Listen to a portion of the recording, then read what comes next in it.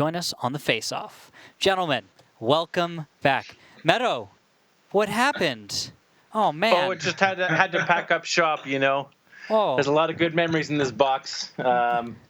You know, after last week, I figured it's time to pack everything up, store the good memories. You know, we got some signs here. It's great. You know, oh, you might remember this one, James. Our trip to Comic-Con so you could meet Bree from your WrestleMania. That's a good picture. That was a great memory. I love that one. We're going to put that one up there. Wow, he looks so young then. Absolutely great. Yeah, he's quite striking in that picture, I must say. That was a good trip. That was, 2016 in Chicago, I think. It was great. Yeah. All right. I don't even know where to start with that one. All right. Check it out, people. It happened. It happened. It was the Wizard World Comic-Con, Chicago 2016. Yeah. It was a great trip. It was a great trip. All right.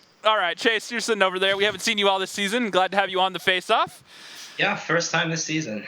Now, you made some roster changes. You stole a couple players from 07 as they are packing shop. What are you hoping to get out of them? We lost a memer, and I'm hoping we gain 2 more memers back onto our team. How are their memes? Of what quality? They're pretty bad memes. They're not fun at all. They're not fun memes. So what do you do with when it comes down to training for your meme game? Meme during scrims. Meme during scrims. Do you meme outside of scrims? Not really. We don't really know them yet. Oh. We only played with them twice. So well, that's actually really insightful. This should be fun. All right, Meadowhawk. Now you picked up Bloop. How'd that materialize? When did you find out that these guys were joining F7, and how'd that all come about? Everyone always contacts me. Obviously, you know, I'm the face of the team, so people are always contacting me in-game on my main account, just asking if there's spots open. Obviously, we knew Andy and Makos. Well, Andy was a bit last minute. Makos, we knew was going. He obviously, you know, he wants a chance to make playoffs, which we're fine with. I mean, we're hoping that. Obviously, it's kind of a catch-22 today because we want to play spoilers, but we'll be spoiling our old teammates. It's kind of, you know, there was no animosity towards them leaving. Obviously, kind of we're just down here and we're fine with it, and we're hoping the best for them. But at the same time, we don't want the best for them because you want to win too. Yeah, we want to win too, and we want to stick the knife in them and just let it go. But It's been hard. Blue kind of came in because we need bodies. I think FC and Colozoid are having just health issues and internet. I think Colozoid's been out just terrible internet for the past couple weeks. Oh. So we need people to actually fill the roster so we have 7 to play. Oh. All right. Well, now that we got all that away, Meadowhawk, you have any final thoughts for Chase Potato? Well, it's going to be a good game, as always. I'm hoping this won't be my last interview. I mean, because I could be back in an hour, which would be nice. If not, I just want to thank everyone. It's been a blast. Obviously, all good things must come to an end. We'll see what happens next season. There's been wild speculations as to what's going on. Every season. Come on. I think, yeah, that's true. Every season, that's true. This jersey might go up to the Raptors, though, I think. And I think everyone can know where to find me. I'll be out there with Tofu and Jay Smooth. Find me in the danger zone, people. Oh, yeah. All right, Chase Potato. Any final thoughts from Meadowhawk 07? Good games and have fun. All right. Thanks. We'll see you on the battlefield. Thank you, gentlemen. That's a throwback right there. That is. Oh, man. It's like Meadowhawk is stalking me, too. If Meadow goes and joins the others in the danger zone, the eternal afterlife of all tankers who've memed well on face-offs, we'll miss him if he doesn't. I can already see all 3 of those out on a golf course somewhere in Palm Desert. Oh, gosh, I can see it, too. I've lived in California for too long. Yeah. Just in the middle of nothing, all of a sudden just green, and then just seeing them putting. Actually, I bet Jason's pretty good at golf. Yep. He's probably pretty good. I don't know about Meadow, though. Meadowhawk's one of those jack of all trades. I'm sure he's decent. Okay. I know when he broke his foot, that was playing sports about a year ago. So. Well, just not golf in particular. I thought maybe he'd be like bowling or into like scuba. Well, scuba we know. Yeah. All right. So now, focusing back onto this match at hand. Yes. All right. Looking at the maps that they played, predictions, like we talked about earlier, I'm still leaning pretty heavily towards F7, but 07 with the right players, they're starting to get things together. They're starting to take rounds, but do you think they have it in them to play spoiler tonight? Based off of Meadows' interview, I'd say no. I'd almost want to change my prediction from 3 to 5 to something slightly less, but it's tricky. I think this first battle might be telling, but it also might take us all of Proc to figure out where these guys are at. I'd say strap in and just see what happens. Because, you know what, if 07 shows up and blows up, awesome. But I think if they can get at least one round on Proc, I think they'll be fine. If they get shut out on Proc, a map which they've played a lot this season, then I think this could be a fairly quick series done in 5-0, 5-1. Now F7 though, they've had a lot of growing pains this season. They've made a lot of mistakes, and they have two of their players which have only played with their team twice. Chase, just being brutally honest, we've only had a couple of games with them. Fair enough. But Chase is good. Yeah. Chase is solid, and it's less anything about F7 and more for me what 07's thinking of doing. Yep. So Coldstone actually not in the starting lineup for 07. Warbandor, FC Dynamo, Bloop, Arclet, Rocks, Major Issues, and Fosta all playing lineups. So 113, 25As, 263, and 3 Batchats for 07. Meanwhile, F7, an IS7, 25As, a 103B, and 3 Batchats. Makes sense, the 103B on defense. 263, Randall, we've talked about it a good bit. We get Arclet in it this time. What do you make of it? I love it. It's a beautiful tank. It fires fast, hits hard, decent front armor, that kind of stuff. Yep. I've always liked it. Yeah. I never got it on my main account, but I played it on some sheriffs and stuff. And No. It's fun. It certainly is very good. It was the first tier 10 tank store I ever got, actually. Really? Yeah, it was one of the ones that just stuck out to me that I always wanted, and it's a good bit of fun to play. The alpha on it is just really nice. The 590 alpha, it hits hard, but it's laser accurate, and the frontal armor's good. I actually made a huge mistake on my personal account, and I actually used to have the Object 704. And I actually used to play it in Clan Wars from time to time. Well, yeah, 704 is just so good, though. In its heyday, it was the predecessor here of the 263. In its heyday, it was a solid tank. No. And it used to be just, it hit really hard. Then the 268 became a thing. And it's just better. It's only better. I have no complaints.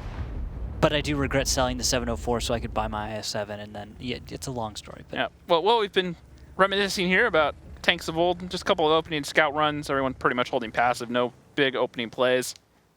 got 263 holding the 7 line. Got a little nonsense with the 113 5A down in the 1-2 line, telling me that's a possibility looking later in the battle. And then stacks in mid. 263 being on the tracks, James. That tells you 07's possibly just looking to play 1-2 line eventually, keeping that 263 to watch the mid-ridge and then flipping west once it becomes appropriate. To me, it says that he's ready to flex either way quickly. 263 is probably the slowest tank they brought, even though it's pretty fast. It's the slowest of them. If it needs to rotate over the 1 line, it can. But if it needs to get over and push down at 7 line, it can move up quickly. So leaving it kind of a middle spot. It looks like you were right, though. Yeah. Yay. It's just the 113 5A. You wouldn't send them over to the 1-2 line unless you thought maybe you were going to keep that. Well, if you remember back Eclipse and Elevate with some of the baits that they've run where they leave, a couple heavy tanks down there in that corner in the little nook right there. There's a little low spot where they can hide. And they get spotted over on the 7-8 line. What happens is it triggers teams into making a rotation, clearing that 1-2 line. And then they push a Batchat into a couple of hold-down heavy tanks if they're unspotted, and that can be disastrous. Now, it doesn't look like they're going to do that, though, because they're rotating. Arclet taking time just to ride the red line all the way over here so it doesn't possibly get spotted, which would also be disastrous right now because the side is to the whole other team. Would take a lot of damage for that for sure. Yep. Actually, not as bad, seeing as it's only a Batchat and an I7. So he'd still take damage, but it wouldn't be as bad as if it was like a strat I've seen out of top tier with multiple heavy tanks on mid-ridge right now. So, James, real quick, we'll take a look at this whole battlefield and see where everything's stacked up for F7. All in that corner. Yep. And guess where it looks like 07's getting ready to go? All down that 1 line. Yeah, this is going to be a nice clash, isn't it? Yeah, they have the 1-5A over at A6, and his job is basically just to survive, just to stay alive. He has a train car that he can hide behind. So if, say, 2 or 3 Batchats push over there trying to create this pincer, he can easily be covered and or just spot them, and they can focus on killing one side on that one line while he keeps those bat chats down. So I think he'll be fine right over there. Now, Arclet is sitting here looking for something to get spotted down that one line, playing the high ground right here, has a decent angle. Can't hit all the way down that one line, but he can hit it most of it. Yeah, I like the way the one line's designed, honestly, because when it used to be super flat, you could fire from all the way over in like A1, or sorry, A0, yeah, A1, and you could hit something all the way down in K1. And once they added those little mid ridges, it changed the entire thing, because now you could no longer snipe outside of draw range. Yeah, because that's always tricky when you're playing with guys this good. They know how to shoot blind into They also know that people like to sit in bushes. It's kind of a bad I don't want to say a bad habit, but it's just where a lot of people sit. So it's a habit. It's a habit, yeah, exactly. And well, hey, I found someone who broke the habit. Well, of course it would be Zoned breaking the habit, though. Good job, Zoned. It's got to be edgy. Can't be normal like everyone else. Why do you gotta say normal? Status quo. Fit along with everyone else. Now, just no movement out of F7. And here we finally see the push. The 113 is pushing down. First spot on the 113 and the 5A.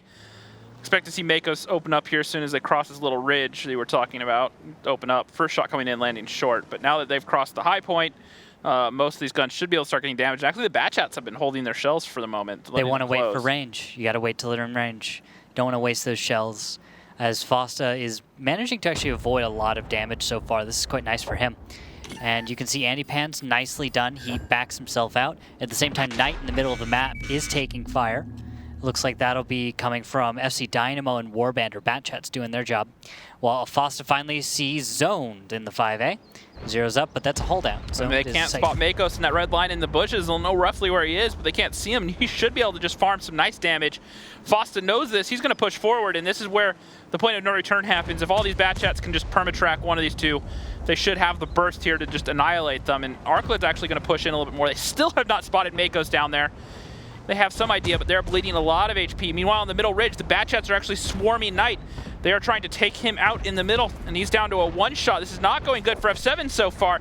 They need to clean up that one line quickly. However, they do take down Bloop in the Batchat behind him, take down the soft target, but they really need to push their way into these heavy tanks while those Batchats are on reload. The press from F7. You've got everybody grouping up into a nice little train to come take on the remaining tanks. They realize the overmatch is here.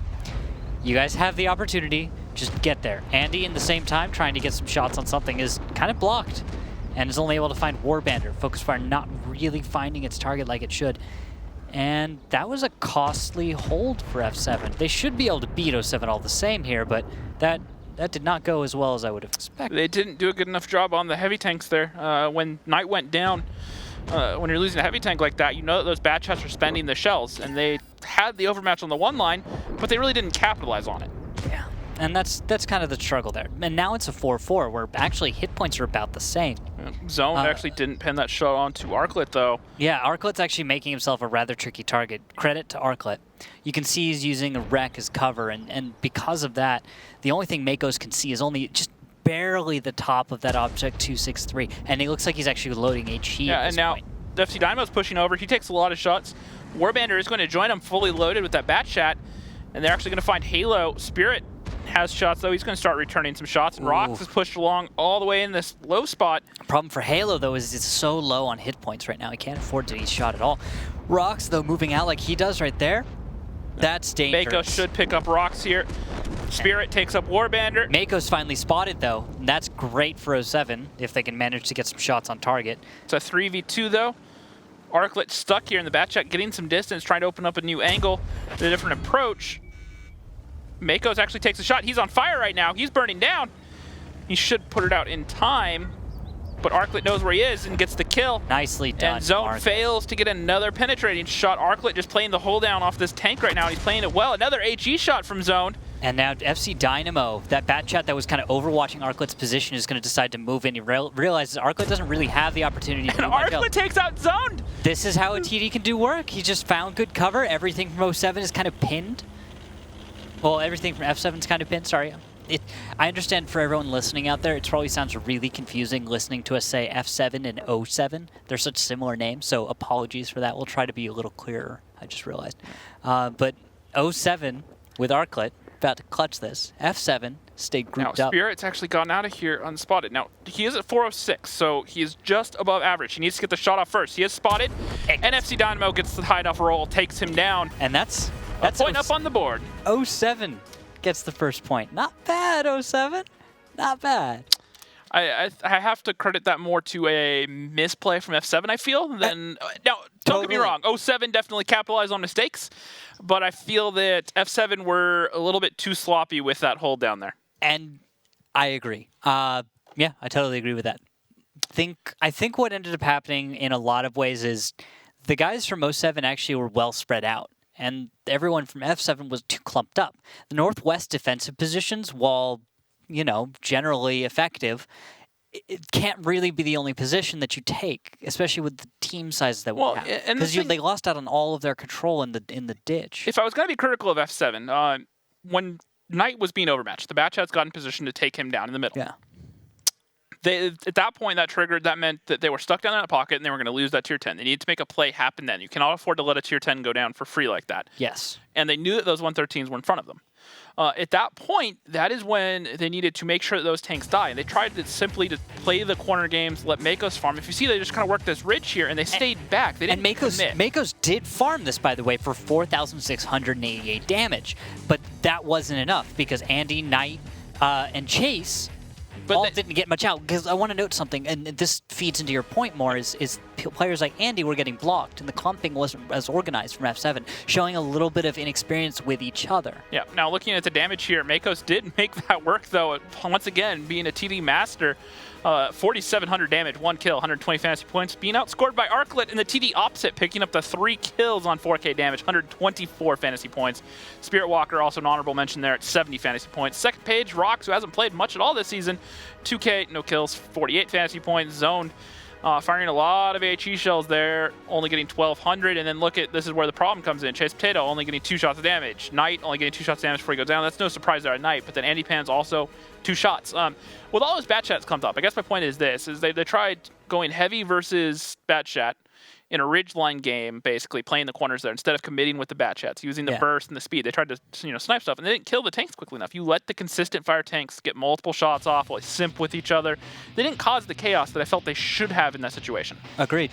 All right, now, as we move on to battle number 2, with 07 1 up over F7. 07 is now in defense. They bring 2 IS7s, 2 5As, a Sturb, 2 Batchats. On the other side, F7 bring 5 5As and 2 Batchats. Speaking to a very focused beginning. Now remember that I glanced about this earlier during the pre-show or the start of the show.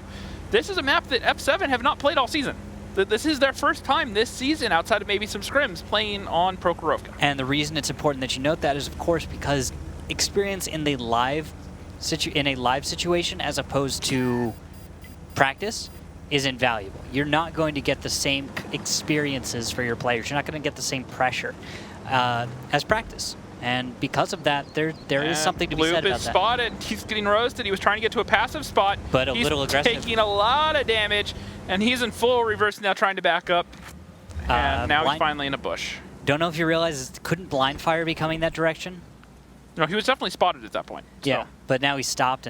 But look at this. There's a press moving forward. You've got the struggle train from 07 pushing down that one line. Oh, and even Rock's moving up. Look at that. Nice distraction with the IS-7. That's going to draw a lot of attention, drew a little bit of fire even, and actually might cause a few tanks to reposition from F7 so they can try and shoot at rocks. See, this kind of aggression right there, that's going to cause a few people to dip up and over. Spotted. They know these heavy tanks are here, but they are not stopping. They're pushing straight on through, hoping to find the overmatch loop, and that STRV staying on the high ground to cover rocks in the middle area. Now they're going to get caught out. These 5As need to start rifling off some shots. Focus needs to be there. We need to see focus fire onto a single tank. Arclet taking a lot as the lead. He needs one solid shell. There it is from Spirit. Tries to rotate back. Isn't successful, though. Now Major Issues pushing straight in. Warbanders being the focus, though. The soft Batchat. One more. All these 5As just rifling it off. They take it down. Good focus fire there from F7. Major Issues should be next focus. There he is. 464. At the same time, you see FC Dynamo joining Rocks, another part of the map. This is good for the rest of 07 elsewhere on the map, but right now this is a 4v2 effectively. I don't think Bloop is going to stay as effective at the range he is, and he's going to go down. Not a single tank dead yet for F7. Everyone's still alive. Zoned and Halo are doing just fine. They're about to even move in to support and take down Rocks. Now Fosta is alone. Sneaks one into Chase Potato, but I don't know how well that's going to do for him. And Halo, full HP Batchat's actually going to come in here behind Fosta, who's hull down, and he's going to start emptying his clip. Similar to what I think we should have seen last game out of F7, getting a little bit more aggressive. Not as aggressive, but getting in behind, using that mobility from the Batchats to break those hold downs instead of trying to snipe Copolas. Yep. And there we go. We're just going to see how much Bloop can get off before he goes down. Little blind fire. Bloop actually takes out Chase Potato. Not able to quite see him, but he did know where he was. And now Bloop has... There he is. He's down. All right. So 07's about to drop to F7 on attack. Oh. And because 07 really just made a push that really didn't work out for him. But I don't blame him. It was the play. It was a little bold, you could say, but... It was a blind push. It was hoping to catch maybe F7 out of rotation, maybe having their heavy split even though they didn't have the intel. Maybe early in the strat before they got a chance to kind of reconnoiter the area. Well, if you remember the strat from last round with the 263 and the Batchats over on the 0 line. Yeah. Say that push had come out with tanks all the way over on the other side of the map. They wouldn't have been able to respond. That would have been a guaranteed overmatch for 07. It's a risk. It's a gamble. But sometimes you have to throw those out there to see what happens. It can pay off in spades if you're lucky. So, yeah. You know, it just didn't work out at this point for them. Focus Fire, though. That was an excellent match for Focus Fire. Yep. What you got to see was 4 or 5 A's just stack up and focus a tank out one at a time. And you saw how that consistent fire can work out, how a small team can work together.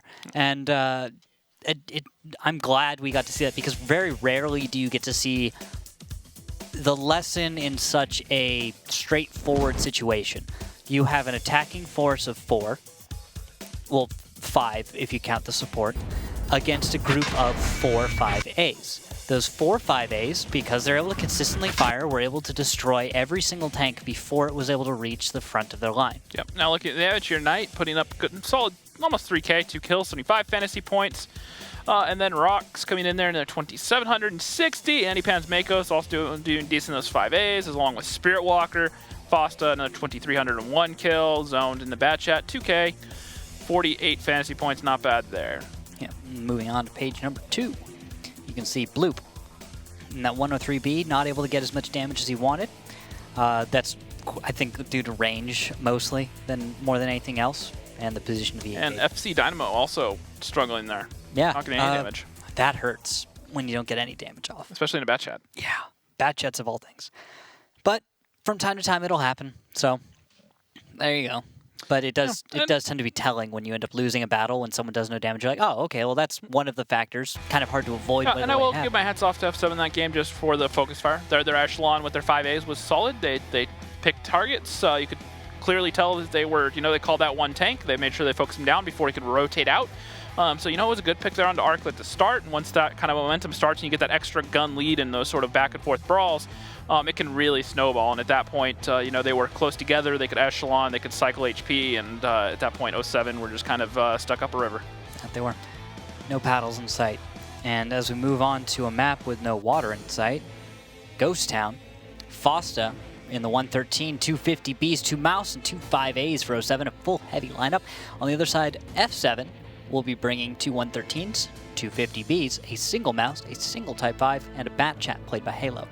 What's so weird seeing Mako's on F7. I had to do a double take there for a second. No, this is throwing me off. It's going to throw me off all night. It's the same thing with seeing like Bloop, because there's always like these single players I look for to quickly glance at one roster or another and go, oh, if I'm not, if I'm not already looking at the logo and know that on red team is 07, and I glance over and I see Bloop, I use that as context for my calls. I'm having to stop myself from saying the wrong team a few times. Yep. And Makos, you have to remember, Makos has been on 07 for a while, so it's not like he's a recent addition. Like Andypan's only joined last season. Makos has been on there for, I believe, 3 or 4 seasons now, so it's definitely a little bit of a mind game. Now, looking at this opening play from F7, Batchat making a very aggressive scout run. I'm assuming that is Halo, Yep, nothing seen, though. He finds nothing. Although and that is because all the tanks from 07 are on the other side of the map. That would make sense. Well, because of that, he's going to loop out and hit the south. Now, notice that there's 50B Mouse 113 on the south side for F7. So this defense, if it runs up against the traditional attack that we'll see a lot of the time, the response is going to be pretty slow from F7. So right now, if 07 decided to aggress onto the 1 cap and then brought in support, they would be able to probably take this, would be my expectation. But we will have to see, because it looks like buildings are being taken down on the cap. Arclet moving in across that courtyard. 50B's looking for some covering shots along with major issues. Spear Walker playing the hold down up in the north. And are we seeing a 50B do the climb in the north? What? Yeah. Oh. Andy Pence. Oh, okay. Andy, what you doing? I didn't even, I've never tried that. I've never Apparently a 50B can do the climb, and that is going to be a wrench into the 07 game, provided they don't know about that. Because typically you look for a tank that's designed just for the boost. Recently it's been the Leopard. It's the main tank we've seen doing it. And that's what I thought when I saw Meadowhawk on the roster. I was like, oh, Meadow will bring the Leo and he'll hop up there. But 50B this time. Now check this out. Arclet's gotten himself spotted. And that's actually a huge tell and has allowed F7 to bring its tanks from the south back north. And because of that, that whole 1 cap option might be gone now. Especially because there's a 50B up there. That, if that didn't help. Same time, it does look like 113 Fosta is going to move up and start putting pressure on the cap. Let's know what angle that's coming from. Arclet's actually not at a bad angle to bounce this. He adjusts actually a little bit, and that should make it easier. Same time, Fosta is on cap, and this is awesome for 07. They'll begin putting that pressure on. Arclet's being a nice distraction. He's wasted a lot of shells from Andy. All right, let's go ahead and listen into F7 to see how they handle this cap pressure from 07. They only have 1 on cap, so they're going to do a more spread cap. Yeah, they're going to have, like, maybe a nerd here, maybe even here. So if we light the 1 cap... Yeah. It's for sure he's not here, or not on these buildings, so he's going to be on cap, like, right there. So this is how Andy blind fire. They can definitely put a second one on. If I'm on a blind fire, I'd rather just kill Arclet. Can we not light it? I don't think we can light it. But I cannot light it. Halo on cap, Halo on cap. I mean on boost. What? Boost, Okay. boost. Yeah, if you're going to do that, then I'm going to come back up here. Alright, I'm blind. I cannot pen that, dude. Bullshit. Arclet steering, Arclet fired. They're firing at, trying to hit blind fire Makos or anything else now. Fucking next to impossible.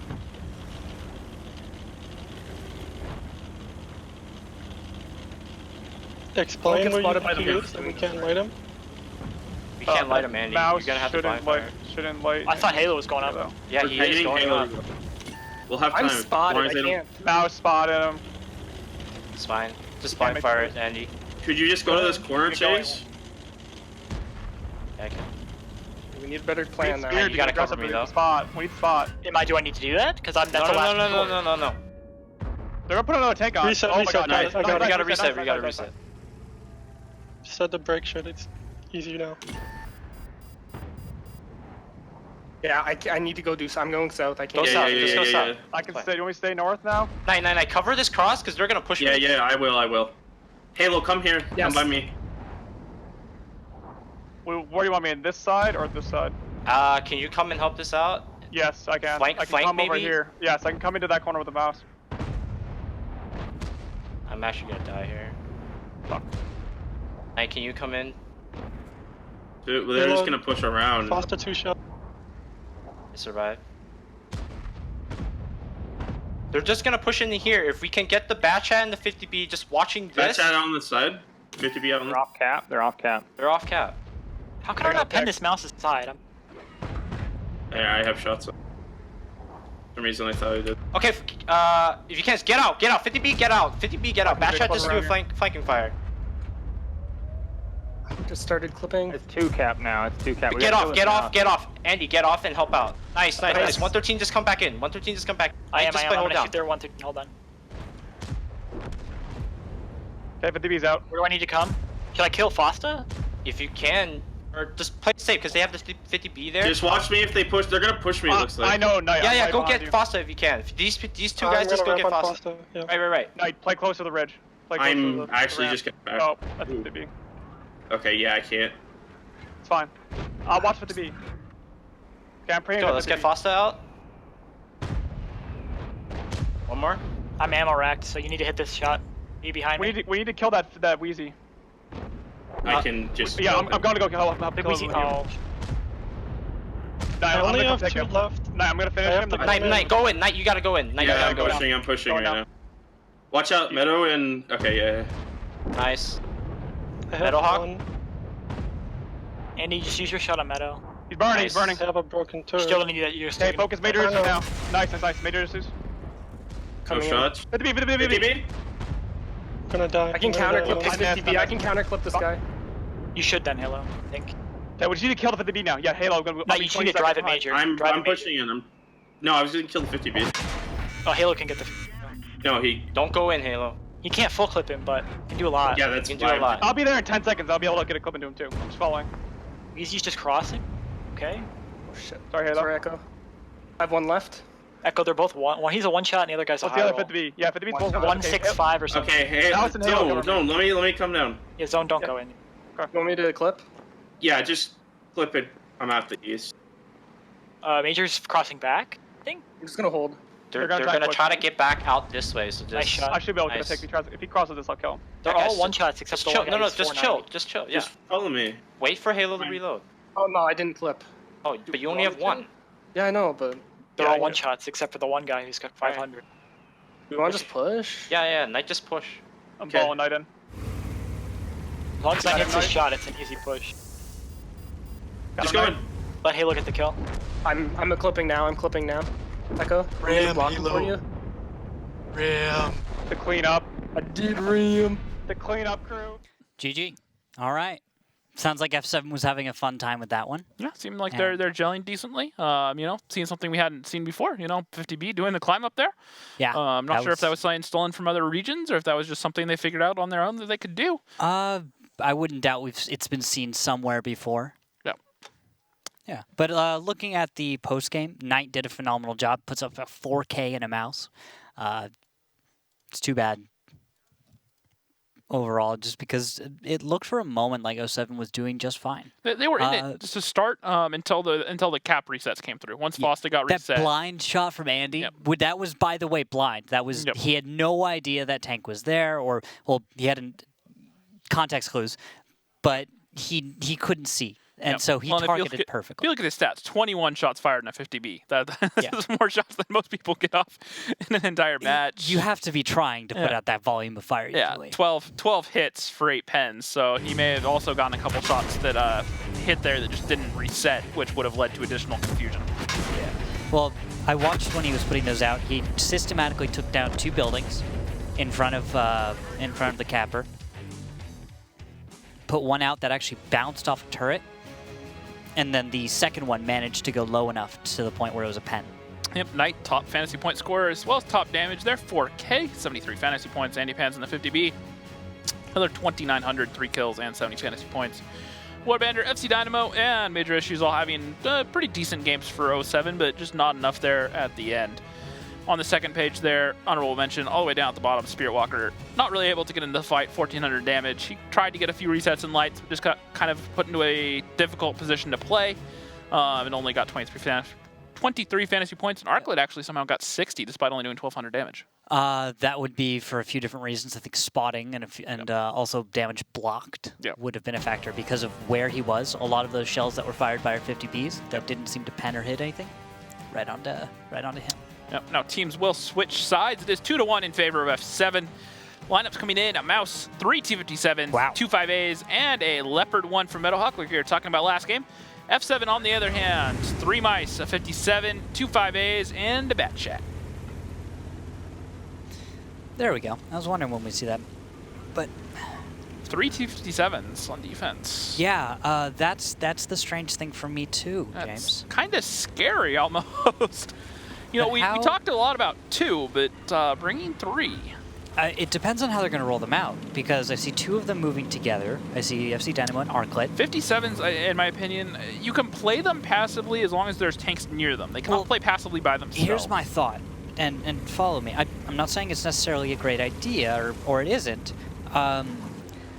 but bringing a T-57 as a complement, like one T-57 to one 5A, or one T-57 to a mouse. And what they do is they place a little closer together.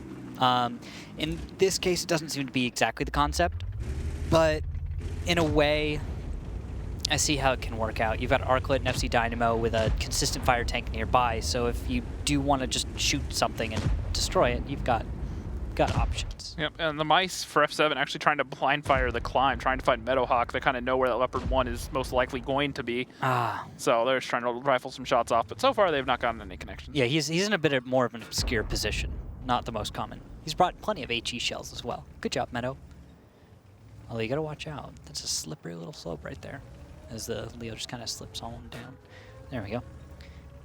Now is he going to... Oh no. Wee.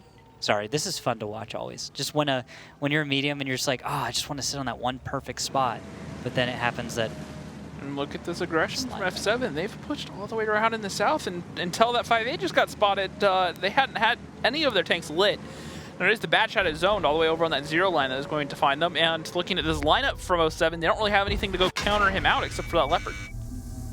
Wow. And first little bits of the engagement, FC Dynamo and Arclet taking some fire. Do they really have the support that they need to make this happen? Or no, zoned is just getting a lot of free shots onto Arclet. And so far, Arclet hasn't landed a single one in return.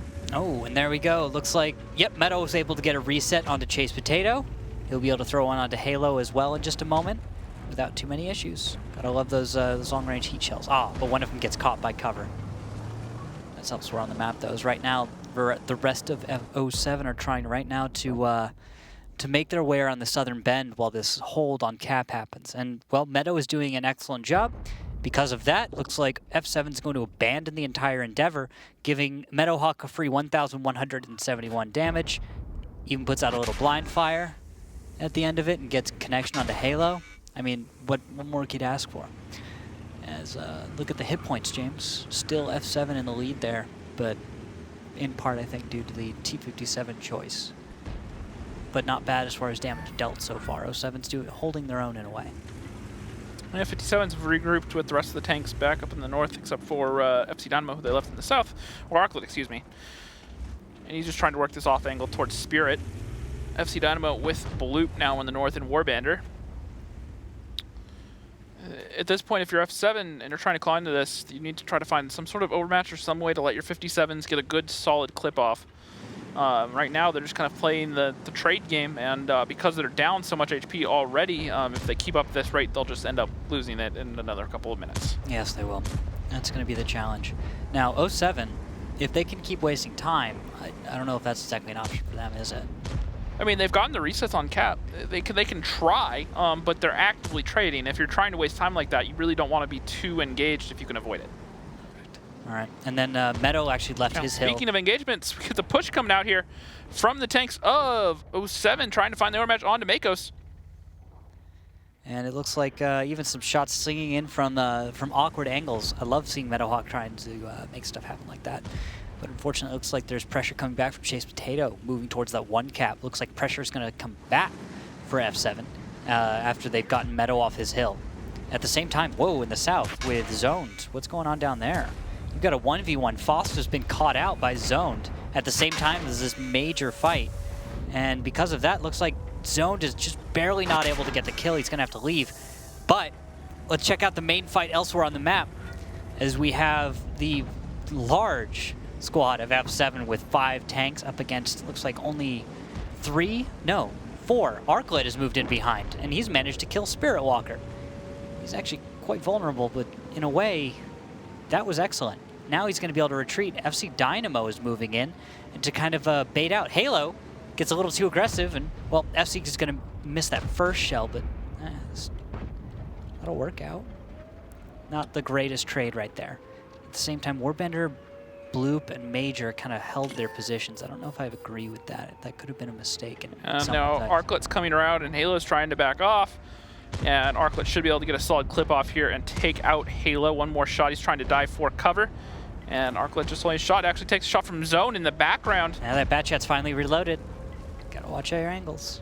And now Makos is coming around. Makos and there's a lack of action lack of action from the rest of 07. You need to see those tanks moving in. You need to see major issues. Arclet misses, and Chase Potato makes short work of Arclet.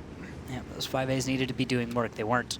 That's the problem here. But the HP has gotten even again. Yeah, this could have been a lot better for 07 at this point. F7 could have also made some better choices here and there, but I'm looking at this from the perspective of that was glaring. Lack of action from 07 when they had. Now Zone is a one-shot. He has to do this before Foss is reloaded, and he won't. And now 07 are in the driver's seat of this game. They have control. They should be able to do this. Mako's playing excellently, understanding how to use actually low ground to his advantage in some ways here. 5As don't exactly have great gun depression, do they? Well, they're better than the 113. I mean, they're better than the average. 113 is like saying better than not having shoes, you know? Like, okay, that's fair. I won't argue that one. Now, Makos in the background there, just kind of trying to stay alive, lurking, get into a new position, and Handypans and Knight are both going to back off. FC Dynamo poking around trying to spot them. Those are lit, but he doesn't have a shot on them yet. what's going to be the move? Wow, Handypans and Knight, they've gotten all the way out without getting spotted, detected much at all.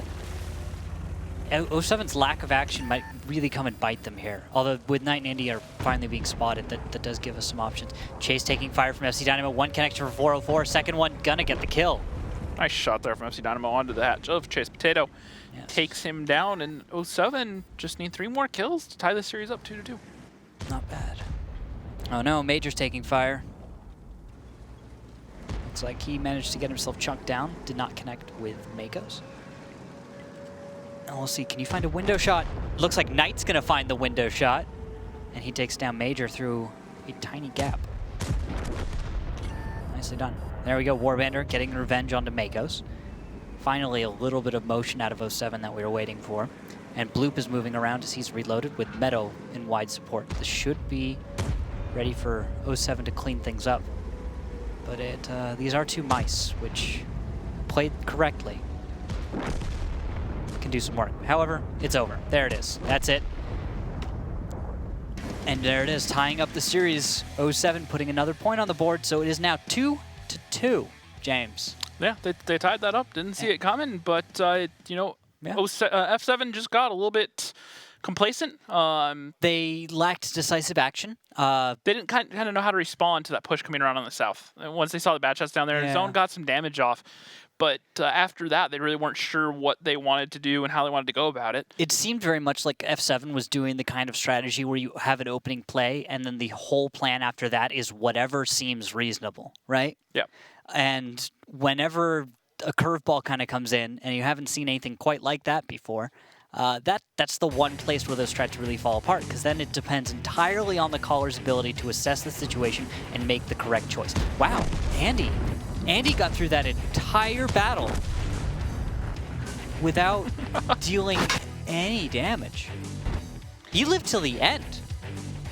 Yep, and you know, Zone though, on that same team, look at the damage that he put up here. 5,500 damage. That's going to be one of the highest we've seen all season.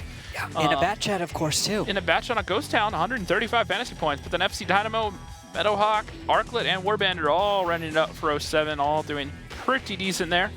And then Knight and Halo on the second page. And then second page, Spirit Walker not having a strong night so far. Had a good opening game, it's a decent second game, but Ghost Town has not been his map. No, it hasn't. But I really do need to kind of point that. I don't want to, you know, hurt your feelings, Andy, but like that can't happen. You have to deal some damage. Especially in a mouse. You got 3,000 HP. No matter how good the focus fire is on the other team, in a mouse, if you unless you get ammo racked, you should get off 1 or 2 shots at the bare minimum. If you are the main tank that gets focused on a push or you're the first one in, how it takes you 3 connected shells in a mouse to deal over 1,000 damage. Yeah, well, 2 if you high roll enough. Exactly. I mean, 490 alpha, it's not that far off from 500. I say 3 because on average, right? Because you're gonna low roll here or there. I want to hit that at least minimum 1,000, and 1,000 damage is usually considered reasonable to deal. Now, with if he was put in a spot like we've seen on, say, Himmelsdorf or Ruinberg, where it's just turn him sideways on cap, park the tank down him, sure, that's fine. You're giving him up. We understand that, not doing damage, but he was alive with the rest of his team in those courtyards and not able to be effective that game, which you gotta question it. Now we are going to move on. No, sorry, we are going to move on to game number 5, and that is going to be Sand River Ah, yes. Sand River, plenty of bat chats, plenty of 5As, IS-7s, maybe a patent or two. Rarely will we see an artillery, but one day. Yep. Now we are going to see a T100 come out, which I'm looking forward to that buff. Oh, no. yeah, that's what I was about to say. Oh, really? Saw the main World Tanks page. We get a patch coming tomorrow with a lot of balancing changes, including hiring the DPM on the T100. So we're going to make it a little bit more viable. Now looking at the lineup, so 7, 3 5As, 3 bat jets, and that T100 we were just talking about. F7, 113, an IS-7, a 5A, 2 bat jets, and 2 Object 140s. And then we'll have to see where Foster goes in this opening run, as 07 will be on attack. Yeah, and looking at it, you know, one of everything pretty much for F7 as far as heavy tanks goes. You know, the 113 has the mobility over the other two. 5A has the same alpha as the IS-7. IS-7 has the best armor. 5A's got a nice gun, though. Nice gun and good gun depression. It has input. The other benefit is it has heat shells. On this map, it doesn't matter as much because you're not going up versus mouses normally, but it is still nice to have those at your disposal. Some people really don't like heat shells just because you have to struggle with you know, objects getting in the way of your heat shells, spaced armor, and all that sort of nonsense. But when it comes spotting. Oh, look at this opening push from 07, pushing straight up the middle, right behind Blue. The 3 5As just coming right out, and they all will be spotted, but no one is really in position to deal any damage except for, looks like, nope, Halo's not even in an angle. He's down in the village over there. Yeah, but that is a lot of info. That is quite a lot of info, actually, and very useful for F7, because with that, they know exactly where the main push is. They've got an idea of where all but two tanks, that's a bat chat and a T100 are. Yep, and Anipans is actually in the low ground. Now, he doesn't have a shot yet. However, he needs to be careful he does not get caught out. He's just going to go for it. He's going to push across. Now, I disagree with this wholeheartedly. He gets tracked out in the open, uses his repair kit, only has the one, takes another shot to his side from Blue, and now he's going to be in that hold down. Now, we've seen tanks do this.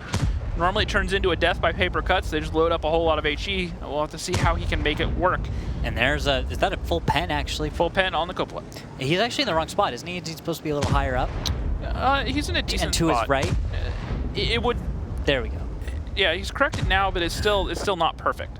There's actually a second hill down the one right he's looking at right now. Yeah, gives him a bit more cover. However, it's also more elevated. But he also loses his shots on the tanks, so it's kind of a tricky situation. He doesn't necessarily need to be trading right now, but now he's stuck. Yeah, and there we go. Mako's and Zoned firing off onto what I guess was FC Dynamo's position. And that would have been over mid-map, but he's not spotted anymore. Foss and the T100 gets spotted. Warbender is now spotted, moving up the A line on the far north. He's actually going to try and perhaps find Andy or Spirit Walker and Chase Potato. As the hit squad from F7, these 3 tanks you see on screen right now are getting ready to deal with something in the south. The whole point of that is to defend against that wall and then loop back up north. Hopefully your 07 hasn't gotten their stuff together and hasn't attacked. Ooh, nice bounce from Warbender. He's actually going to bounce a shell. Bounce chat, still ringing true. Hey, nice slope on the front there. You go uphill at someone, yeah, you're going to catch something on the front plate. It's going to just bounce off like water, just like skipping stones.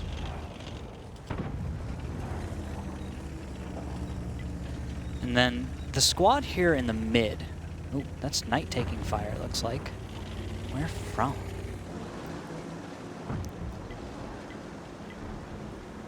Oh, that's from Fosta. Fosta sniping out the T100 downtown. You can actually see Batchets on the way, Zoned and Halo on the way to intercept. They're now spotted, so he knows that at least Zoned is coming down for him. And Bloop is not really in a position to cover him right now. Halo almost flipping there. A little bit fortunate not to. That would have been an interesting way to turn things around, to just flip over. Now Zone should spot him. Now they need to make quick work of him before he gets over that dune. Ooh. Zone takes a shot from Bloop in that middle ridge. Nice now he's lining up the shots. Fosta's teasing them a little bit. Takes one. Fosta, don't stop, don't stop. He decided that he wanted to just stop for a moment. I don't know if I like that, actually. Fosta's gonna go up and over. That's one way to do it. He's spotted again. No, he's going to get out. But now that he's crossed the ridge, it's a lot harder to chase because he's not in the same trench. He gets to cross back into the main trench where he's safer, and then he can now just spot back. However, he's going up while spotted. That's a bit risky, a bit telling even. You're kind of telegraphing to your opponent that you want them to kind of see you. And the push is actually coming out of... They're leaving.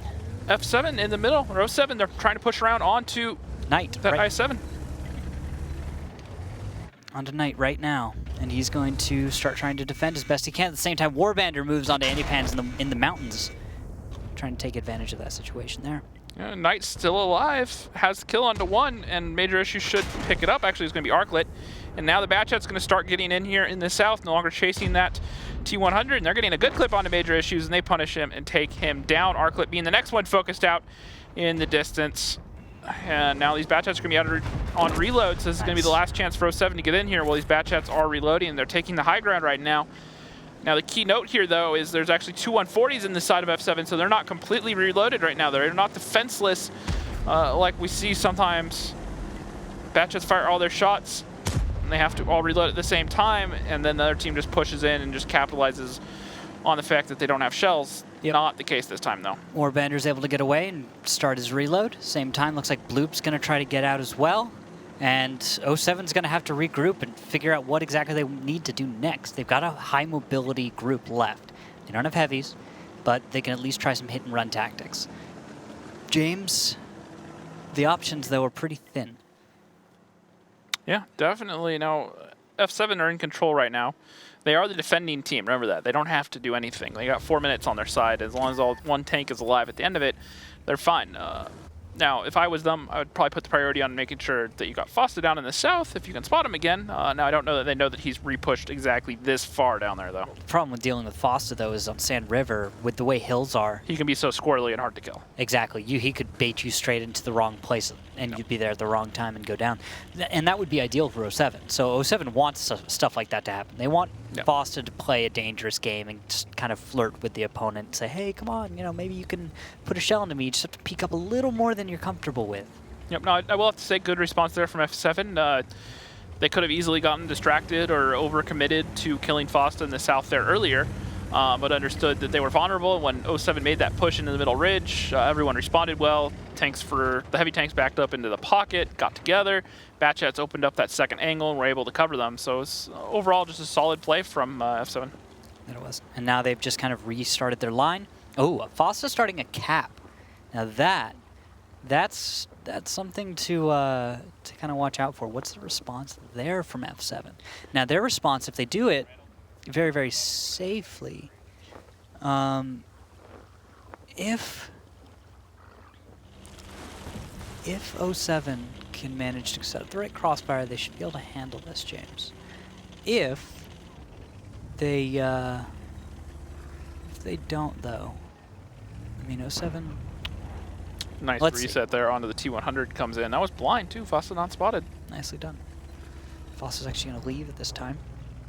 Jump over to him for a second. He's going to move forward. Good idea.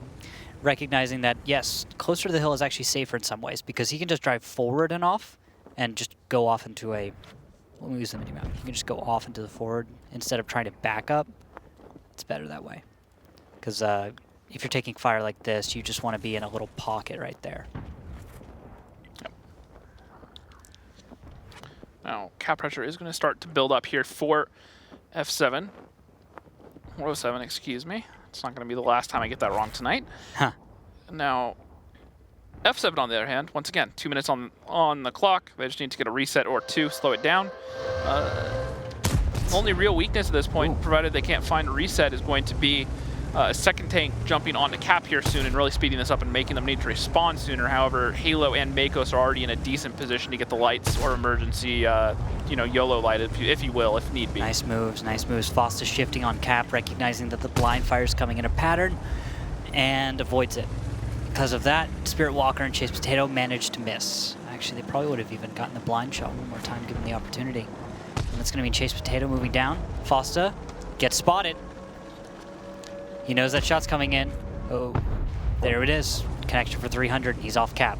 So now it's up to 07 to get the kills. They've got a minute 16, and they've got to deal 6k damage.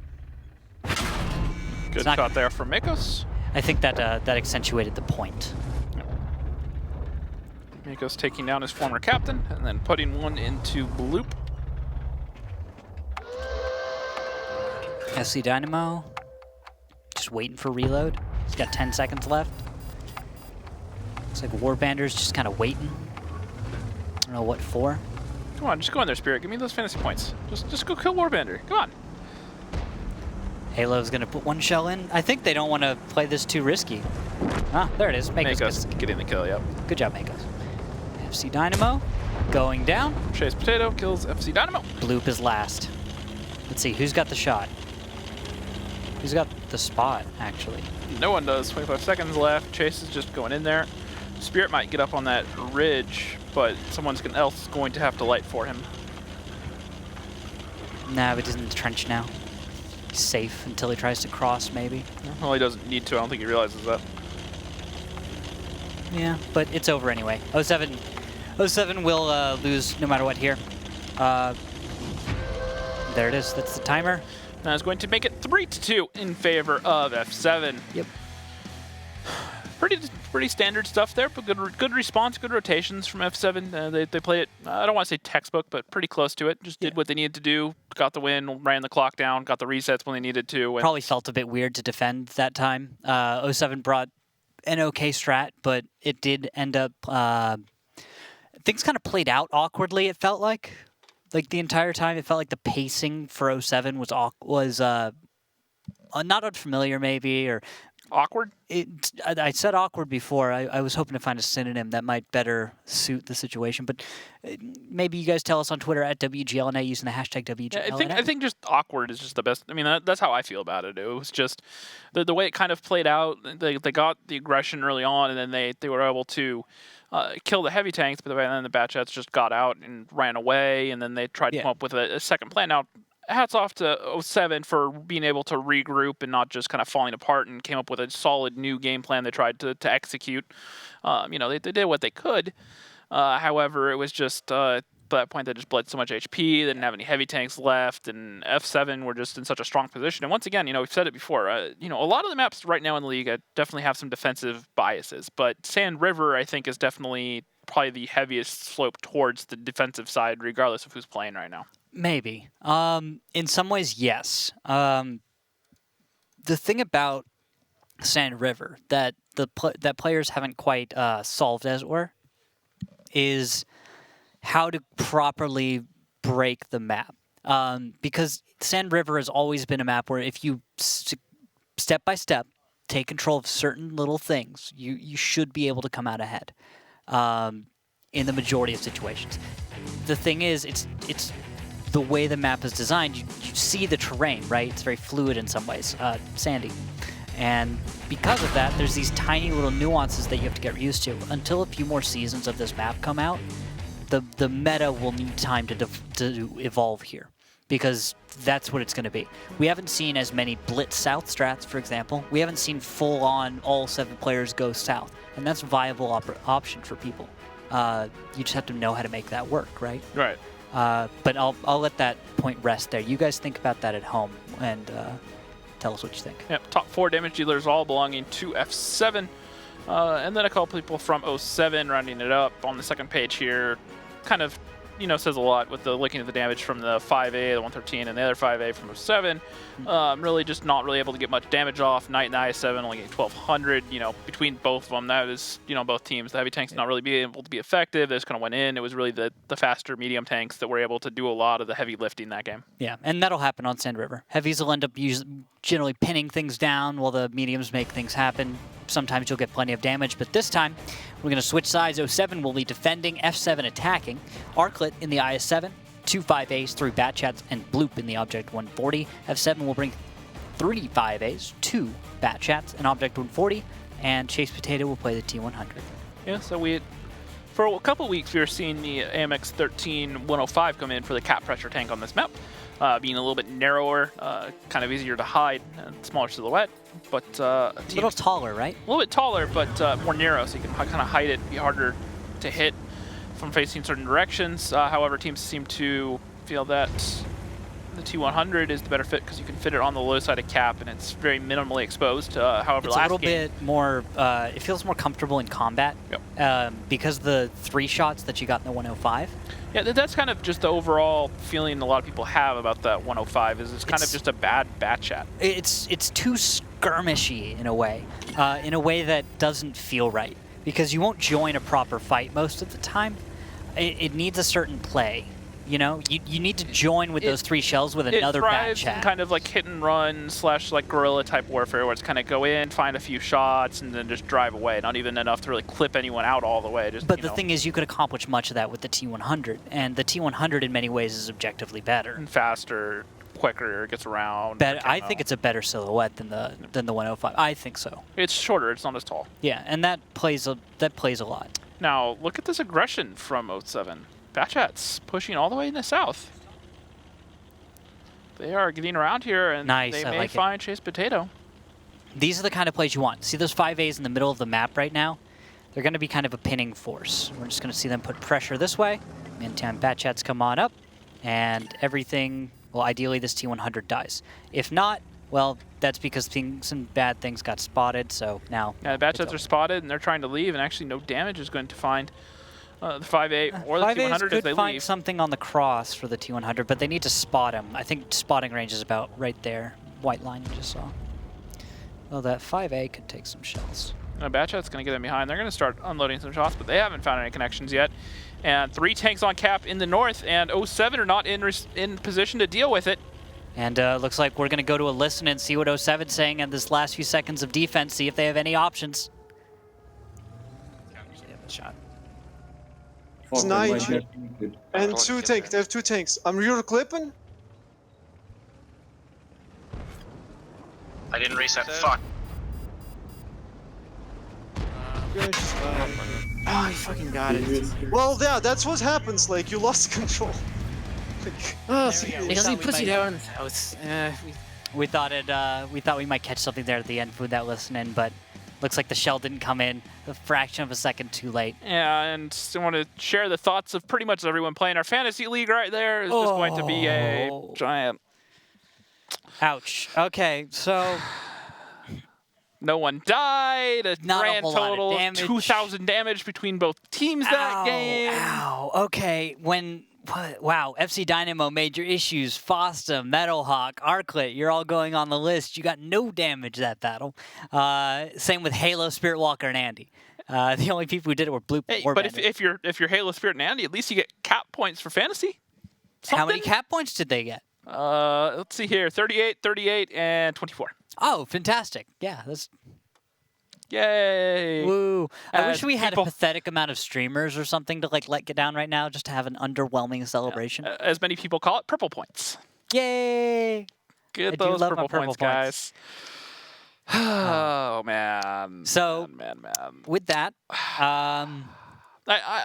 scores 4-2. I like what 07 were going for there. The problem was a few things were wrong. You kind of have to move those heavy tanks around before the mediums can get around in the south, but then it's kind of a risky crossfire, but it's the gamble you have to pay to make that sort of strat work, I feel.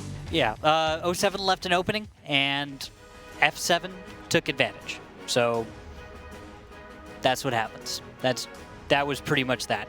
They left an opening. It was a risk. Most teams wouldn't take an early cap like that on Sand River right now, but F7 read the situation, said, you know what, let's do it, and they did. And so it ends up working out this time. The stats were about the most interesting stats in any post-game ever. That was almost as bad as I think it was the Aquatic M60s versus Apex fast cap at the start of Season 1 a year and a half ago. There was one a few weeks ago that was just about that level, where it was just... Well, there was one at Murrow, too, in one of the offline matches. I think it was a Teal Team 6, no, maybe? we had an odd broadcast one on Ruinberg. Oh, right. Yeah, no, I know what you're talking about. That was Teal Team 6. That was putting the three I7s on the South Cap. Yeah, that's what I'm talking about. Yeah. Now, lineups coming in. We are going to move on to Himmelsdorf in game number 7. 07, 3 mice, 2 Type 5s, an E3 and an E4. F7, a 50B, 5 5As, and a Batchat. Okay. It's a lot of 5As. It's a lot of HP versus a lot of 5As. Yeah. I gotta think about this for a second. Batchat 50B, the Type 5s tear them. Well, actually, everything here tears them apart. Literally everything that could load HE and tear them apart. And then the 5As. Now, a 5A has 2,200 hit points. That is 800 less than the mouse, and is 700 less than the Type 5. But is slightly more than the E3, and also slightly more than the E4. Why are you bringing the 5As like this? Is this blitz strat gonna work from F7? It looks actually. Sorry, I'm gonna stop questioning it and let's just talk about what's actually happening. 5As, they've moved up the banana. We've got F7 playing bumper cars. Spirit got tracked, and Mako's the chase potato holding the W. He just pushed him out of the alley and got him safe. And managed to get themselves safe before taking another shot. Now, the one thing I was going to say is 07 have started basically with 4,000 more HP than F7 brought this game. Yep. That is more than a single mouse. Now it's going to be quite a deficit they have to overcome. Yep, and so the 5As have slowed down. Questions here for me are, what's the plan now, F7? Are you going to play corner games here against a mouse and Type 5? You can't. You just can't. It's not going to work out in the long run. This is just not going to happen. You're going to get fenced in. The 50Bs maybe you could do... Oh, okay, I see. Okay. Come with me on a magical adventure. Magical adventure time, people. All right, so Knight. No, Knight. Oh, come on. Okay, this is lame. I was so excited because I thought we were going to see Knight crossfire the Delta 3, but he's not. Nope, he's going to go open up that one line with the Batchat, which is their only real play at this point. They need to get in behind. If they can kind of chip away at that bottom corner, maybe flex around them. Now, it looks like at this point, this is the advantage that they have with these 5As, is they're fast, they're mobile, and those mouse and the Type 5 are not. So if they do this unspotted, they could get around. However, the E3 does get the light on the 5As getting out, and now they're kind of stuck there. Here's what I'm waiting for. See where Knight is right now? He's on screen. You see where Faust is up there in the E3? Yep. Ooh, FC Dynamo spotted, though. And unfortunately, FC Dynamo, well, that was the worst time he could show up. And at the same time, let's go over to, Halo. Halo was out in the field, too. He gets spotted. Can't really aggress because guess what? There's a Type 5 there. You can't really go up against a Type 5 when you're a Batchat, so get on out. Also, there's the mouse, Warbender. Oh, and look at that. Okay. Jumping back to Knight. Knight gets spotted by Warbender. Because guess what? Warbender's a mouse, and I'm pretty sure he's got, let's see, he's number 3. He's got some optics, yeah. So Warbender can see Knight without a problem. Nicely done. So control right now from 07 on defense is good. They've kind of read into what's going on. They can tell that this is kind of messy from F7 and to kind of hold their ground. Just keep dealing damage, trading effectively. You can see that only major issues in Fosta have taken any damage whatsoever. Although Fosta lost his gunner. Now, it's because he brought 2 kits and a cola. I don't know why you bring 2 kits and a cola. Now that your kits can just kind of heal themselves, they come off cooldown. No, I'm pretty firm with Comps' view on this. We talked about it a couple days ago. It should just be a first aid, repair kit, and auto fire extinguisher. Rations, I can kind of understand, but double stacking repair kits these days kind of seems redundant because that means you're planning on getting tracked or damaged more than once in a very short amount of time, which now look at this. Does not seem like a fun game plan. Here's the move from F7. They're going to move Chase Potato and Spirit They're Walker. going to go for a cap fest, I think. Yeah. They're going to push across, try to screen, and put these 2 tanks on cap, maybe? That's the idea. You should be doing that, but we also don't need to see any hesitation. We need to just be forward is the best direction. Meadowhawk is taking a lot of damage. Now they should have that 5-line control and these 2 tanks on the back corner here. And this is it's weird that 07 gave up so much on the 2 cap and just kind of left the whole thing alone. They were expecting a flank around to the south to hit their number 1 cap, but it looks like in hindsight 07's going to be saying they really overreacted. And now Arclet's moving in. 68 on the cap. You got just 10 seconds left. A little bit of resets coming in here. FC Dynamo moves in.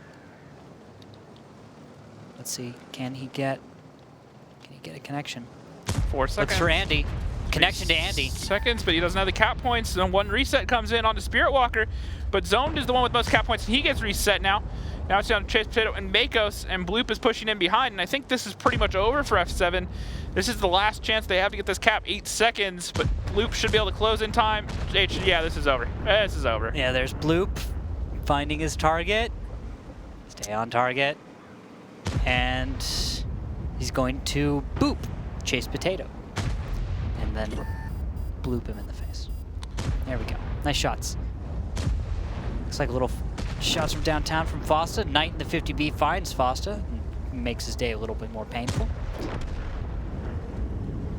We got Andy and Zoned trying to escape at the same time. And yep, the entire F7 strat is in shambles. 07 has done a fantastic job here, holding on. Nicely done.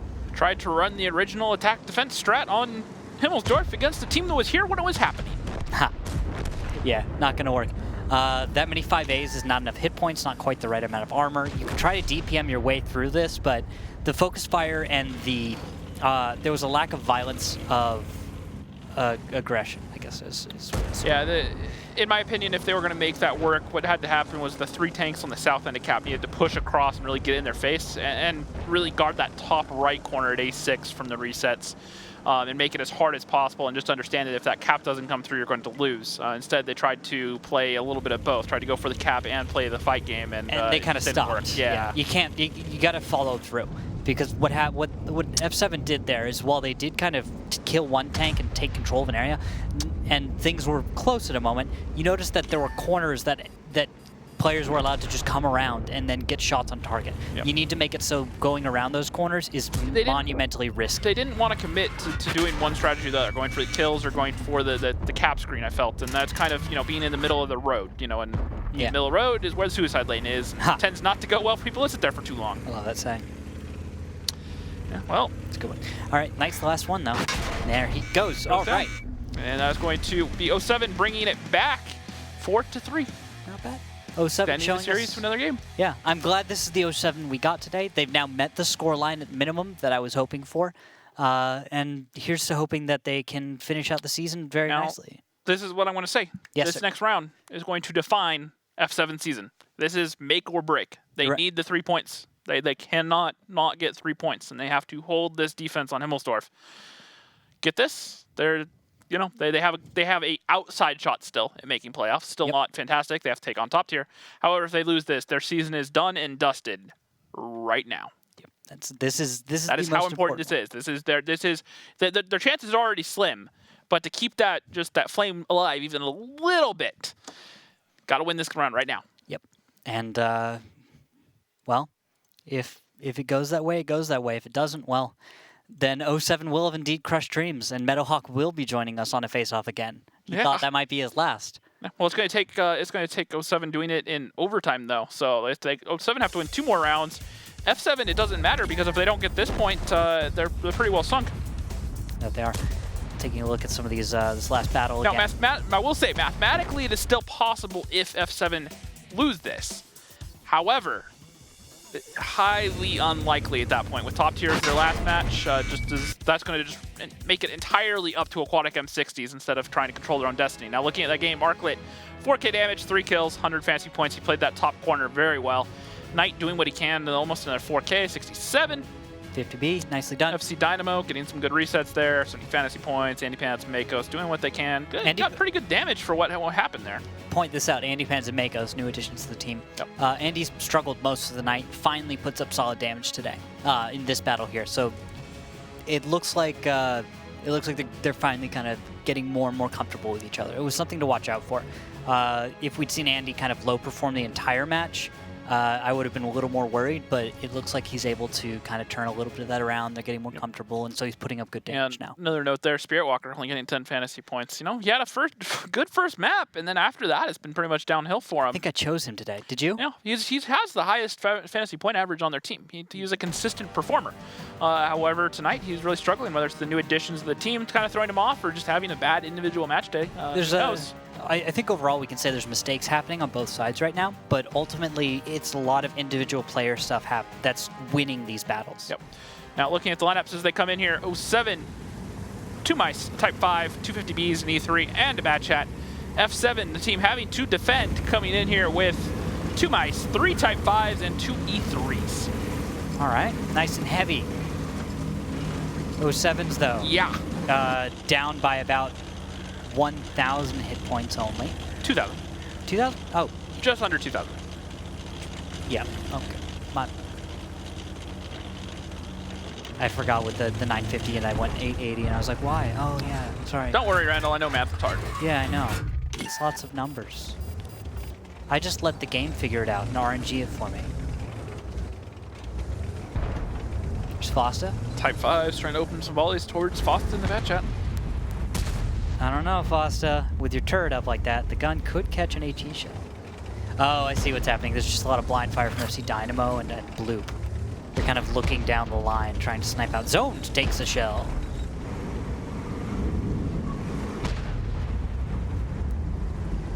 Let's see what you see, Bloop. Anything? Nope, nothing left. And now that's going to prompt the main push from the heavies. Hello, heavies. It's Major Issues, Meadowhawk, and Warbander.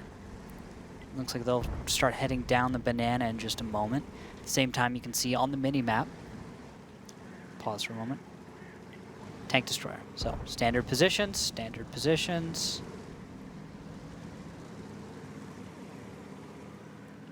And Bat Chat will perhaps do some nonsense.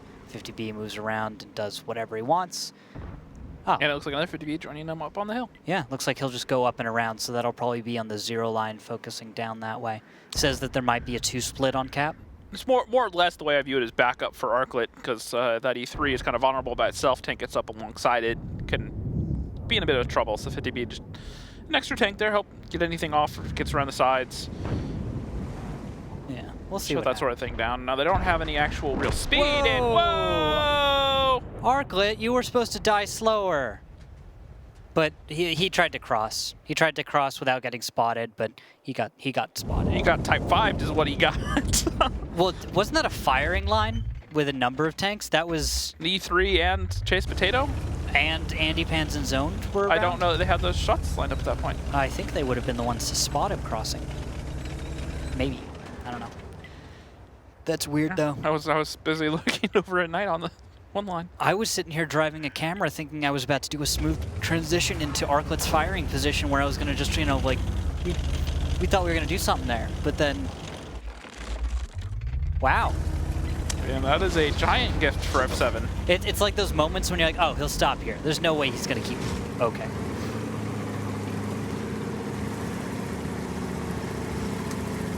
Now. And oh, mid-split.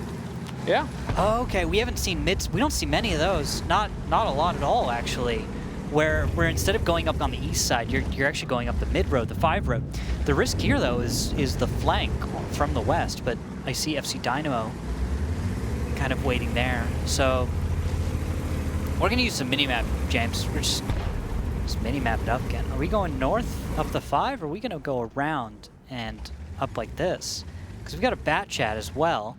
And we've got a 50B. Bat Chat probably get used for cap pressure more than anything. Yeah, so this could be a 1 cap at the end of the day, but it could turn into mid 2 cap. But with this 50B, he's probably covering. This 50B is probably either kind of just covering this area. He can do what Arclet was going to do, which is kind of watch that B line there and try to you know, get shots on people moving over towards that 1-2 line. Important spotting right there. Spotted back. E3 can cover. We'll just need to see these guys move up and around. They'll take out the Type 5. That'll move the mouse over. I just noticed something on Knight. Yeah. So with the Type 5 meta being a thing right now with all these Type 5s coming out, yeah, Knight actually running a heavy spall liner on his mouse. Worth it. Fosta taking fire though. 7. Downtown. Let's see, is that Makos? Makos has 752. And Knight. And that's actually Makos as well, running a heavy spell line around that E3. It's worth it. HE meta is too strong. Yeah. And there's the push. Meadowhawk, Warbender, and Major Issues moving on out. Here, the goal of this, guys, is going to be to kind of survive between Knight and Halo and just put some damage out there. Knight takes a bit of damage. Under this distraction, you're going to see 50 Bs, and Bat Chats try to sneak in behind lines and make something happen. The problem here is that 07 is going to bleed a lot of damage, and they're going to have to outplay their opponents pretty well, actually. This no joke, this is going to have to go fairly well. Major Issues in the Type 5 blocking might not be a bad idea right now, and the 50Bs need to be in position because that damage is not there right now, and it needs to come out. F7's going to be able to get in position and make this crossfire happen. So you're going to see how these guys are backing off from 07. It's the smart play right now. Continuing forward would have been a mistake. Makos has moved out of his position. Pay attention to that. That E3, had he stayed where he was, that pins our bat chat. Because of that, James, Fosta in the bat chat is going to be able to get behind enemy lines, perhaps do some damage. Danger is, of course, that approach. Also, pay attention elsewhere on the map. 50Bs, Bloop is moving in. He'll be going up against Zoned, a full health mouse. FC Dynamo is in the area. He's on reload, and Fosta is going down. Okay, Fosta down means no more bat chat on the flank. This is looking good for F7. They should be able to close in and finish off Warbender. There we go, 787. FC Dynamo will be reloaded soon enough, but possibly not enough to save the south flank. 50B moves in from Bloop. He's able to get a kill on Andy, but 445 on the mouse means he's going to have to run away. And a few shots as he leaves aren't half bad either. And Meadowhawk will not live much longer as he goes down. Team Rep versus Team Rep. Trace Potato takes down Meadowhawk. And now only 2 tanks left alive for 07. FC Dynamo trying to get alongside Zoned here. Get his clip off. I don't even know that he can kill him with the shots he has left. Nope. 127 left. Bloop's going to have a shell for him, and they're going to run away together. Now, here's the thing. 250Bs, if they do things correctly, they can hold on for 3 minutes. That's just the tricky part, though. Yeah, the problem is they're attacking. Yeah, also their escape routes are about to be pinned. Spirit should be able to cover the approach or the exit. And there's FC Dynamo. Oh, he looks for it, doesn't quite find it. Although, let's see. 50B might cross up north. Spearwalker actually did get spotted, so he knows that someone is there in that area. Yeah. Bloop still hasn't crossed. Move forward, Spirit. Oh, Bloop. Oh, Bloop. I'm going to jump over to him. He's actually... Oh, wow. Bloop is playing this dangerously. He's going in the blind spot right now. Yeah. Hugs that wall. He just has to play it. He just can't mess up. And Spearwalker's going to find FC Dynamo and take him down. Bloop's going to come around, try to fire off some shots right now. Finds Spirit. Spirit's just going to turn to his side, try to get out of there. He's going to get safe. Does find a kill on Makos. Nice, nice, nice. And now he's on reload. So, 2 minutes, 5 seconds left. Is he going to keep trying to clutch this, play for fantasy points, or is he going to finally throw in the towel and just drive out in the open? Now, we were talking about Spearwalker not having a strong night, but he's already at 4,300 damage. Not bad. Not bad. Not bad. He had a few bad battles. Yep. Now, Bloop's still reloading. And now Spirit in E3 getting his armor around. Oh, nicely played. Playing the hole down here. He gets tracked by one. Knows he has 2 shots left. Bloop tries to look for the safe spot. Knows it's not going to happen. And now he's out. And now Spearwalker's going to come around the corner and end him. GG. That's it. And that was going to be F7 getting a vital win to keep their season playoff hopes alive. Yep.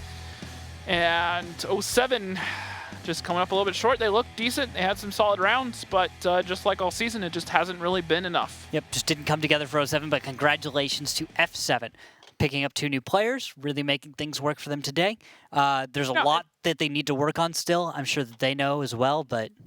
And they don't have much time because they get one more off night. They get Wednesday. They may get some scrims in, and then they have to play an absolutely vital match versus top tier who have looked really good since Root came back. Yeah. Really good. And they should be continuing that trend. Yeah, we'll have to see how tonight's match versus Elevate goes from the offline matches. So, you know, just super close games back and forth. But F7, you know, once again, they needed it, and they managed to just get things together. They didn't have as much experience as some of these other teams coming into this season, but they've learned a lot this season. You can kind of see it in their play. They've made some, had some good games.